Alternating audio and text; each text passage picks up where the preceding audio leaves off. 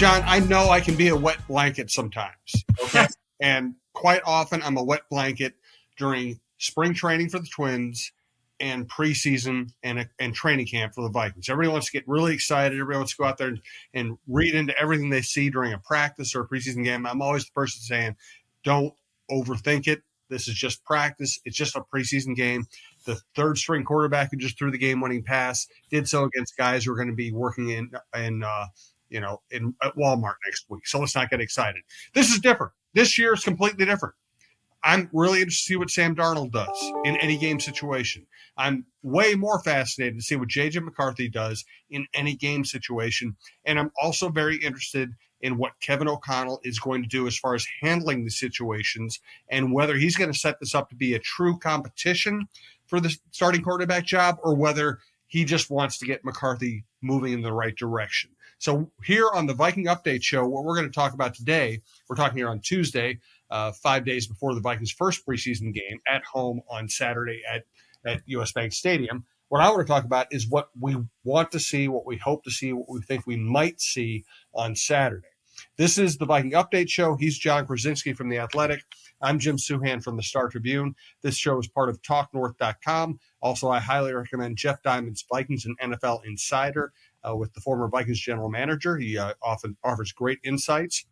We got two great football shows here. Also, of course, Roy Smalley and Lavelle Neal and myself on baseball, Russo on hockey. We just added the Randy Shaver show on high school football. It's his passion. He's great at it. Don Mitchell's doing a great show for us. Kevin Gorg's doing good work for us. John Millay on preps. So check it all out, and we do appreciate it. Best way to listen to this show or any show you like at TalkNorth.com. Please subscribe to your favorite podcast app. We're coming to you from the Aquarius Home Services Studios. We want to thank True Vision Institute, Twill in the Edina Galleria, TSR Injury Law, and Crazy Fresh. And John, what do you want to see on Saturday? Yeah, I mean, I think like this is sort of one of the very big bonuses of having intrigue at quarterback, including a first-round draft pick that you just took that is going to be the quarterback of your future, and a veteran ahead of him that is at least interesting to think about. It makes the preseason valuable to watch. I think NFL preseason by and large is one of the greatest boondoggles in professional sports. The way that fans are forced to pay full price to go to these games and watch mostly farcical action on the field. And I generally hate it, but I think there's real value in this preseason just to get a real good look at Sam Darnold and J.J. McCarthy. See if some of the highlights that are posted on social media are real or just kind of part of what happens in every training camp. And so I am looking forward to getting a little more data for us to use in evaluating where that position is. I do think that it is going to be important for Sam Darnold to have a strong preseason and get a few more reps. One of the things that I always think back to in these situations, Jim, is remember when Tavares Jackson was the quarterback and Childress didn't play him at all in the preseason, barely, just like a series or two here or there. And you're just like, that's not enough, man. Like it just isn't for a player that inexperienced and that unproven. And I think that Sam Darnold is experienced, but is still unproven. So I want to see him play. I want to see him get some real snaps, work with this offense. It doesn't mean you have to play Justin Jefferson much or even Aaron Jones or some of these others, but I want to see the quarterback get some real time and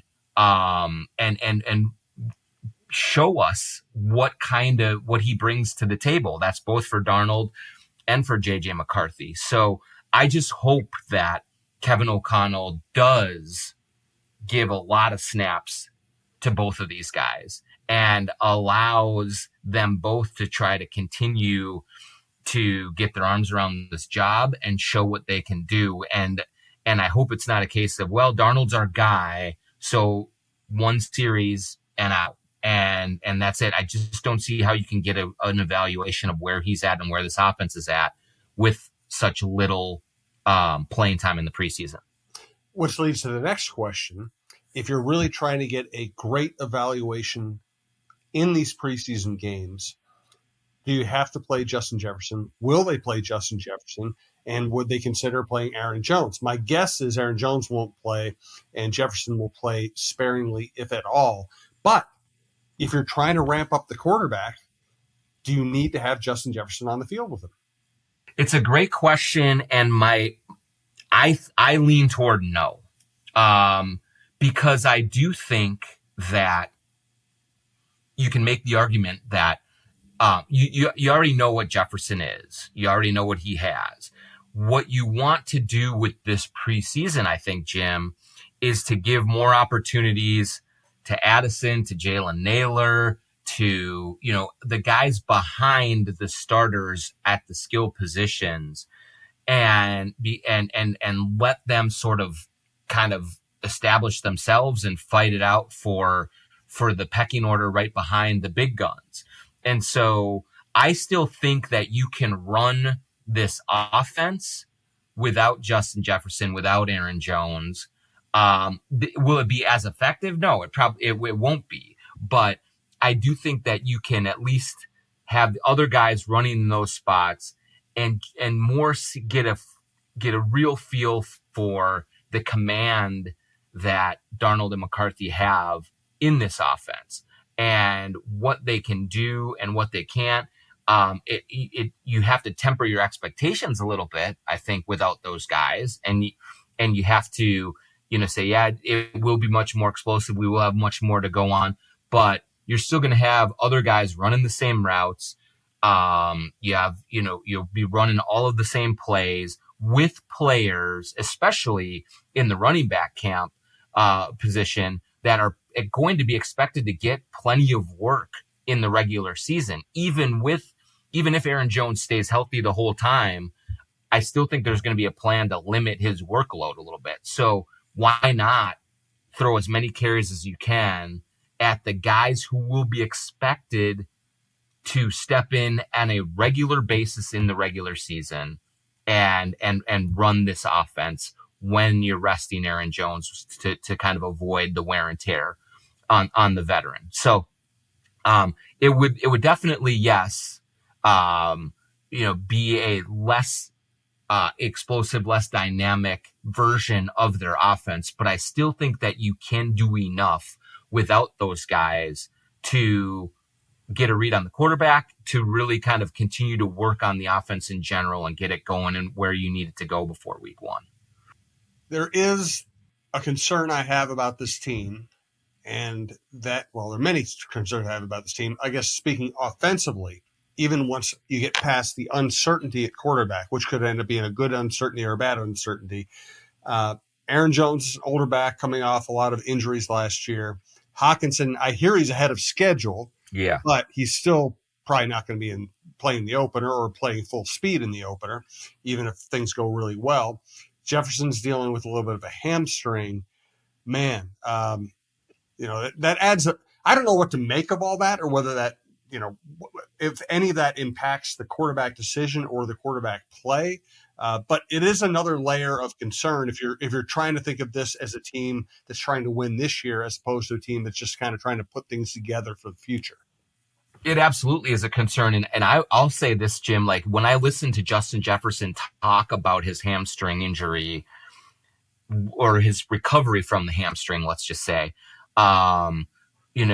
earlier in camp, he was open and admitted that he's still kind of scared about injuring it again. He's doing everything he can to make sure that doesn't happen, but you can tell it's still in the back of his mind. And so will that affect kind of how he goes about the game? My guess is once you get to week one and the adrenaline gets pumping and you're ready to go, he's going to be able to let loose and just play.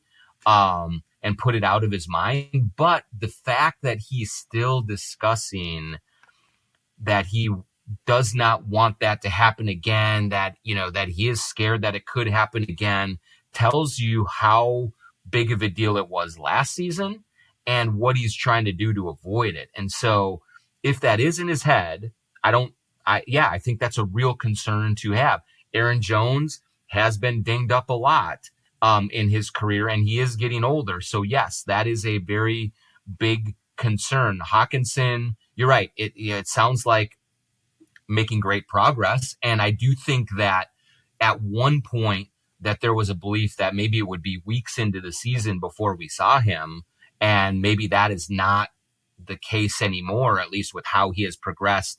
That timeline is shortening on a return, but it still forecasts that he will get back out there without a whole lot of, if any, training camp, without any reps. And you always worry about a guy coming back from an injury, jumping right back into things and then getting injured again because his body isn't fully ready. So I do think that they have a lot of questions or concerns with regard to injury, let alone Mekhi Blackman, and a few of the other guys that have been dinged up in camp, that going into this preseason, that it's more than you would like to have, I would say. And so, yeah, I think that they're going to have to monitor that closely, and they're going to have to probably account for more reps for their 2s and 3s to kind of take some of the load off of everyone. Besides Jefferson, I would anticipate that he's going to be just full go, and then you just cross your fingers and hope that hamstring holds up. Right. All right. Let's talk about the new kickoffs. Let's talk about the depth chart, some other Vikings issues. We do want to tell you that, welcome one of our newer sponsors, Crazy Fresh. You can find it pretty much everywhere you shop for groceries. I love it. I've tried pretty much everything in their line. Fresh fruit, fresh cut. It tastes great. It's packaged well, so it still tastes fresh by the time you get it. It doesn't sit on the shelf for a long time. Great salads, great salsas, excellent guacamole, everything. I mean, it's in the name. It's amazing how fresh it is. And I'm somebody who doesn't want to go to the grocery store and buy 8 pounds of fresh produce and fruit, come home and try to find a way to eat it all before it goes bad, or, eat.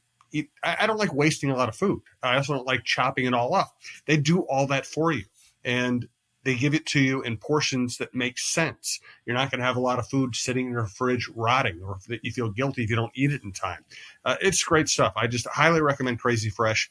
Check out their website, or just check out the Crazy Fresh section in your produce aisle or wherever you shop for groceries. I just highly recommend it. The food is great, and it works. It works for your life. So I highly recommend that. I also highly recommend Twill in the Edina Galleria. As I said on last week's show, my wife and I just took a 2-week vacation to Europe. Pretty much everything I wore was from Twill, twillmn.com, Twill in the Edina Galleria. It's Scott Dayton's shop. He's a friend of mine. He gets it. He gets the Minnesota lifestyle. You want to buy stuff that you can wear to the hockey rink. You want to buy stuff you can wear on the patio. You want to buy stuff you can sit by the fire pit with, that you can go to a business meeting in, that you can wear both, casually and if you need to dress up. My wife likes me to look good. I like to be comfortable, and with Twill, I'm able to do both at the same time. So check out Twill in the Edina Galleria.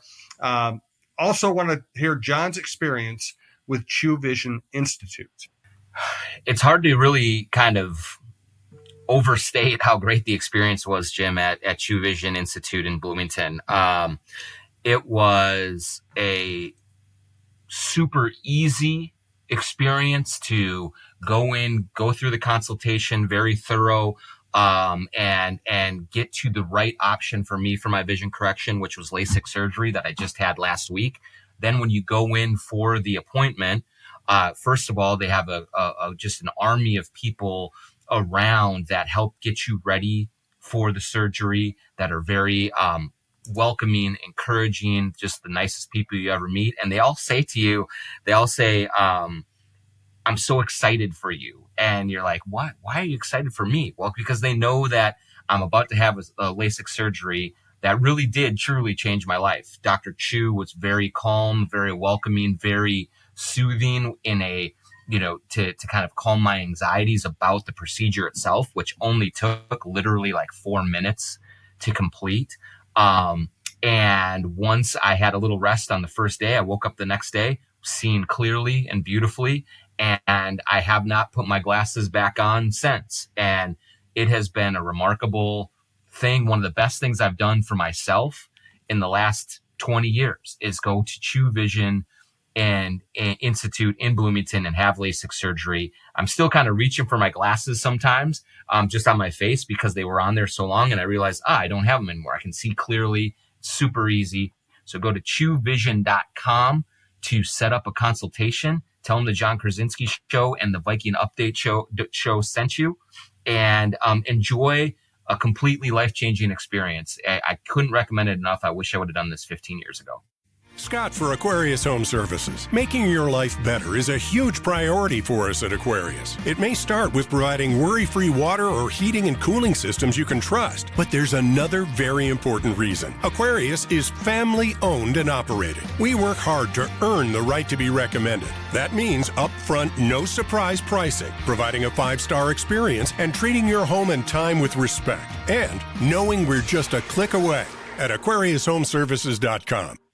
One more thank you, and that's the TSR Injury Law. They've been a big supporter of TalkNorth.com and the John Krawczynski show. They obviously advertise here on the Viking Update show as well. Great people. They do great work. If you ever are injured, and we hope you aren't, but if you are, call 612-TSR-TIME. 612-TSR-TIME. They'll take good care of you. They will not charge you unless they win your case, and they win a lot of cases. That's why you see all the billboards. That's why you see Steve Terry everywhere. They've been a great success story because they win cases and they take care of their clients. 612-TSR-TIME.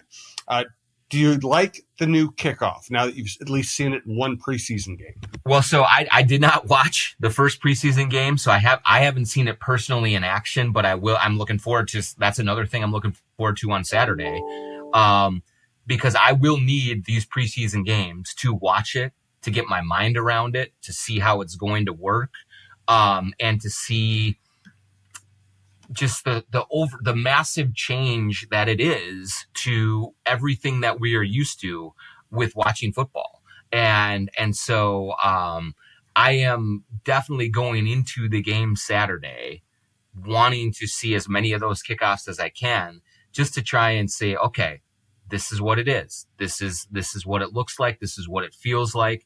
And I know what to expect and what to anticipate about it now in this new world. And so, what did you watch? I didn't watch it at all. So I kind of had one eye on it. I can't say I watched it intently, but I would just kind of, honestly, I only watched to see a couple of the kickoffs. I love it. I just think, I criticize the NFL about certain things, especially, their history of player safety. But I think they nailed this. They brought back the intrigue and the excitement of the kickoff return while also formulating a way to keep players at least theoretically safer. You're not going to get the kamikaze 50-yard sprint into a wall of people who then destroy you. It's more like a football play. It brings in more strategy, more thought. I was talking about my wife goes to Vikings games. She has season tickets, and she said she'll be sitting there next to her nephew, and they'll be like, great, here's another kickoff. He's going to kick it through the end zone. Why would we even bother? They brought back one of the most exciting plays in football while paying attention to player safety. So I love it. So we'll table this discussion until we see what the Vikings do with it on Saturday. There is a new Vikings depth chart out. NFL teams were required to submit an actual depth chart. Sam Darnold is listed as the number one quarterback. And I don't know if there's a whole lot of other intrigue. Shaquille Griffin is listed as a starting cornerback. There's not a whole lot to see here. I just, if you want to make anything out of it, you can say at least the Vikings are going with the pretense, if nothing else, that Sam Darnold is the starter and McCarthy would have to pass him. Yeah, I think that there's two things, I guess, that I've sort of taken from this, not only the depth chart, but just sort of what you're hearing about kind of the action on the field for training camp over the last week or so, is that, yeah, one is Darnold is going to start, that Kevin O'Connell is, I don't think, going to be bullied into pushing JJ McCarthy out there before he's absolutely ready. If he is ready to go, I think that he will get strong consideration for week one. But what the Vikings and what Kevin O'Connell clearly want to do is make sure that JJ McCarthy does not feel rushed, does not get put out there before he is ready. And that, if it means that Sam Darnold, even if Sam Darnold does not light the world on fire, I think that they will deal with that until McCarthy is ready, and that they won't just throw a young guy out there who's not ready for it yet. And so that you got that number one, but then number two, one of the things that, kind of getting to your Shaq Griffin point, is one thing that you hear about from camp is that Fabian Moreau, who is, kind of just joined the team, I think last week, has really gotten a lot of action with the number one defense, and getting some reps. Now, it does seem like it's Griffin and Byron Murphy at corner, but they always play more than one, right? So, or more than two. So Moreau seems to have made a good impression and is getting a lot of work with the secondary in big spots. That also means that Andrew Booth Jr. is kind of pushed down. Caleb Evans, I think, is going to be a question mark going into this season. And so if a newcomer who just walked onto the field is already kind of getting those snaps, I think it does tell you about the uncertainty, I'd say in the rest of that cornerback room. Yeah. One more topic for today's show, and again, we'll have a lot more to talk about once we actually see this team on the field. Jordan Addison, it looks like there's the possibility that he could face jail time. Usually they don't. I don't really expect it, but there's also, in conjunction with that, a possibility of up to a 3-game suspension by the NFL. I don't want to beat this story up. I don't have a whole lot to say about it. I just wanted to see if you have any thoughts or insights on that. Yeah, I think that, you're right. It would seem unlikely that jail time would be involved, considering this is his first DUI arrest. And so, but I do think that, yes, that I think a multi-game suspension is probably kind of looming out there as the big thing to be concerned about. The other thing that is interesting that may get resolved through or changed as this kind of goes forward is, I believe, Jim, that the court date that he has is Monday after the London game on Sunday. And so the question is he going to be able to get back in time to get out to California to do all of this, and handle all his business? Usually you can find continuances or change dates or things like that, or maybe he doesn't have to be there, but that's just a bit of court scheduling that I think will have to be resolved in one way, one shape or form, because I don't see a scenario where, if he is eligible to play, he's not going, to London because of the court date. So they'll have to navigate that a little bit. But yeah, my guess is that the suspension is going to be the thing that affects the Vikings and affects Addison from a playing standpoint the most. He may get, some kind of community service. He may get some probation or things like that. But generally speaking, I don't think he's good. Get first-time offenders get that jail sentence. So I'm not a legal expert, but that's kind of the way that I anticipate this all playing out. That's the way I see it too. All right. Well, it's going to be fun to actually see some real football. Sometimes I say that and then I go watch the preseason game and say, what was I thinking? That was horrible. But in this case, I do think quarterback intrigue a first-round draft pick at quarterback who looks good in camp. That makes all of this worth watching and worth analyzing. So we'll have a lot of fun with that. We'll also talk next week more about the defense. We didn't really do much defense here today.